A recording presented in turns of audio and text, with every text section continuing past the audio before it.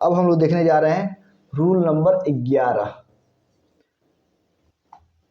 Rule number 11 में हम लोग देखेंगे 12 का नियम, ध्यान देना है।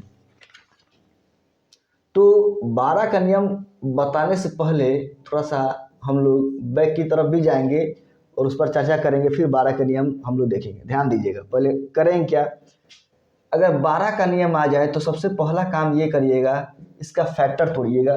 क्या करना है, फैक्टर तोड़ना है, यानी गुणनखंड करना है।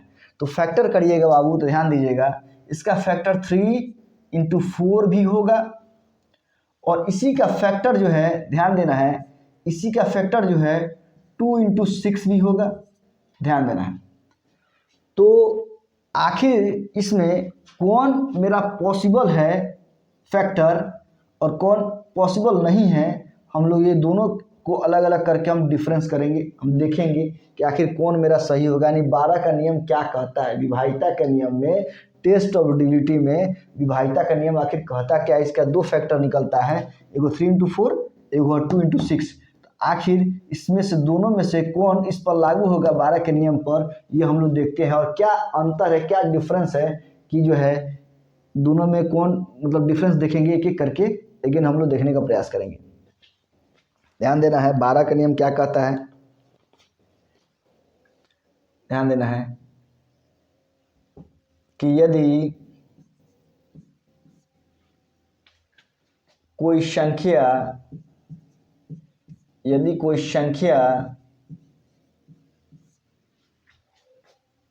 12 से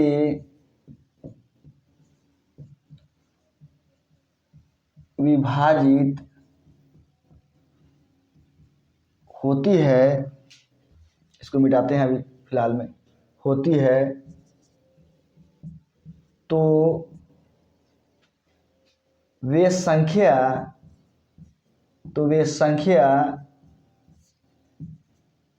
3 और 4 से भी पूरी तरह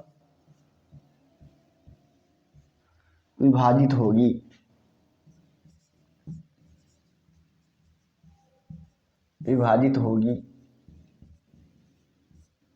ध्यान देना है, यानी अभी हमने क्या लिखवाया कि 12 के रूल कभी भी, ध्यान देना है कि 12 का रूल कभी भी हम लोग कैसे चेकआउट करेंगे। तो सबसे पहला याद रखिएगा, इस 12 का कोई ऐसा फैक्टर ढूंढिएगा जिसमें कॉमन ना हो। याद रखिएगा क्या, 12 का कोई ऐसा फैक्टर ढूंढिएगा जिसमें कॉमन ना हो।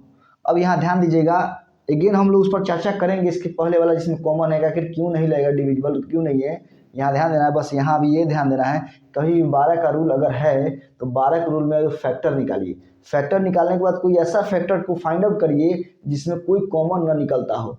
तो वे संख्या जो है, यहाँ लिख रहा है कि यदि कोई संख्या 12 से विभाजित होती है, अगर होगी, तो वे संख्या 3 और 4 से ही डिविजल होगी, तभी वो 12 से विभाजित होगी। और हमने 3 का रूल बताया था कि यदि किसी संख्या के सभी अंकों का योग करिएगा बाबू, और योग करने के बाद जो योगफल आएगा उसमें अगर 3 से अगर डिवाइड लगाते हैं और वो पूरी तरह कट जाता है, यानी डिविजिबल हो जाता है, तो 3 से वो 100% डिविजिबल होगी। 3 का रूल हम पढ़ा चुके हैं। और यहाँ 4 कह रहा है, तो 4 का रूल हमने बताने का प्रयास किया था कि यदि किसी संख्या के इकाई अंक पर डबल जीरो हो, या कोई 2 अंक ऐसी संख्या हो उसके यूनिट डिजिट पर कि वो 4 से 100% डिविजिबल होता हो, तो वह पूरी संख्या क्या होगी, 4 से 100% डिविजिबल होगी। तो 3 का रूल आप जानते ही हैं और 4 का रूल आप जानते ही हैं, और दोनों का रूल को अप्लाई कर लीजिए। अगर 3 और 4 दोनों से विभाजित होती है तो ऐसी संख्या 12 से 12 से 100% क्या होगी, डिविजिबल होगी। यही इसका रूल कहता है। क्या, एक बार और सुनिए, अगर कोई संख्या 12 से विभाजित होती है तो यह 100% है कि वो संख्या 3 से विभाजित होगी और 4 से विभाजित होगी। तो 3 का नियम हमने बताने का प्रयास किया था कि अगर किसी संख्या के सभी अंकों का ऐड करिएगा और ऐड करने के बाद जो मेरा प्रतिफल मिलेगा, यानी योगफल जो मिलेगा, उसमें 3 से डिवाइड लगाइए, अगर वो पूरी तरह से कट जाता है तो 100% 3 से डिविजल होगा। और 4 का रूल हमने ये बताने का प्रयास किया था, इसके पहले सारे हम बताए हुए हैं कि अगर किसी संख्या के यूनिट डिजिट पर, यानी इकाई अंक पर डबल जीरो हो, या कोई 2 अंक ऐसी संख्या हो यूनिट डिजिट पर जो 4 से डिविजिबल हो, वह पूरी संख्या क्या होगी, 4 से 100% डिविजिबल होगी। तो जो संख्या 3 से विभाजित हो, 4 से विभाजित हो वह पूरी संख्या किससे विभाजित होगी, 12 से विभाजित होगी। यही 12 का रूल है, ध्यान देना है। अब हम यहाँ बताने का प्रयास कर रहे हैं कि आप सोच रहे होंगे सर 12 जो है इसका तो 2 × 6 भी तो फैक्टर है, लेकिन याद रखिएगा अगर हम किसी भी डिजिट का फैक्टर निकालते हैं और उस फैक्टर में दोनों में कॉमन निकल जाता है, कॉमन यहाँ क्या है 2 है ना जी, जो कॉमन का मतलब होता है कि ये 2 से इस 2 में भाग लग जाए और इस 2 से इस 6 में भाग लग जाए, वही कॉमन होता है।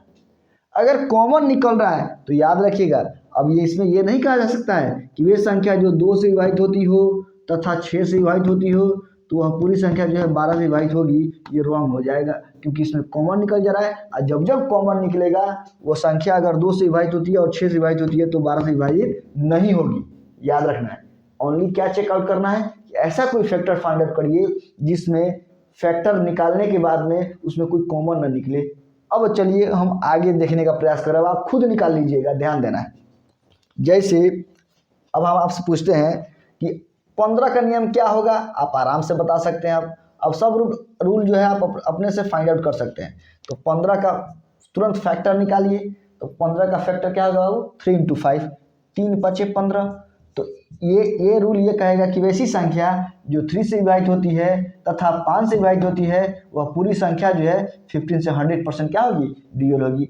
3 का रूल हमने बाबू बताया था और 5 का भी रूल हमने बताने का प्रयास किया था। इसके पहले वाले लेक्चर में हमने बताया है कि यदि किसी संख्या के यूनिट डिजिट पर 0 आ जाए या 5 आ जाए तो वह पूरी संख्या 5 से डिविजल होगी। और 3 का रूल हमने अभी तुरंत बताए थे। अब फिर अगेन देखते हैं, जैसे 36 का विभाज्यता का नियम अगर हम लोग देख रहे हैं तो 36 में अब आप बता सकते हैं कि क्या फैक्टर निकाले बाबू। तो 36 का फैक्टर हो जाएगा 4 × 9। इसमें कोई किसी में कॉमन नहीं निकलेगा। अगर जिससे कॉमन नहीं निकलेगा ना वही संख्या से वो पूरी तरह विभाजित होगी। इसका रूल क्या कहेगा कि अगर 36 से अगर आपको विभाज्यता का नियम ज्ञात करना है तो सबसे पहले आपको केयर करना होगा कि वैसी संख्या जो 4 से विभाजित होती हो तथा 9 से विभाजित होती हो तो वह पूरी संख्या जो है 100% 36 से क्या होगा, डिविजल होगा। 4 का रूल हमने बताया था, अभी हमने उसको एक्सप्लेन किया है। और 9 के रूल में भी हमने बताने का प्रयास किया था। याद करिए कि सभी संख्याओं का योग करिए, योग करने के बाद जो मेरा योगफल आएगा उसमें 9 से डिवाइड लगाइए। अगर वो पूरी तरह डिविजल हो जाता है तो वैसी संख्या जो है 100% 36 से डिविजल होगा। बट शर्त यह है कि दोनों से डिविजल होनी चाहिए वह संख्या, और जब वो दोनों से होगा तो 100% वो 36 से भी होगा, ध्यान देना है। जैसे अगला देखिए, जैसे 72 है बाबू, तो 72 का आप बता सकते हैं कि 72 का कोई ऐसा फैक्टर निकालिए जो जिसमें कॉमन ना हो, तो वो है फैक्टर 8 × 9, 8 × 9 = 72, 8 × 9 = 72। अब यहाँ ध्यान दीजिएगा वैसी संख्या जो 8 से विभाजित होती हो फिर अगेन 9 से विभाजित होती हो तो वह पूरी संख्या जो है 72 से 100% क्या होगी, डिविजल होगी। अब आप ये सोच रहे होंगे कि सर ये 8 का रूल आपने पढ़ाया है। हमने पढ़ाया है 8 का रूल।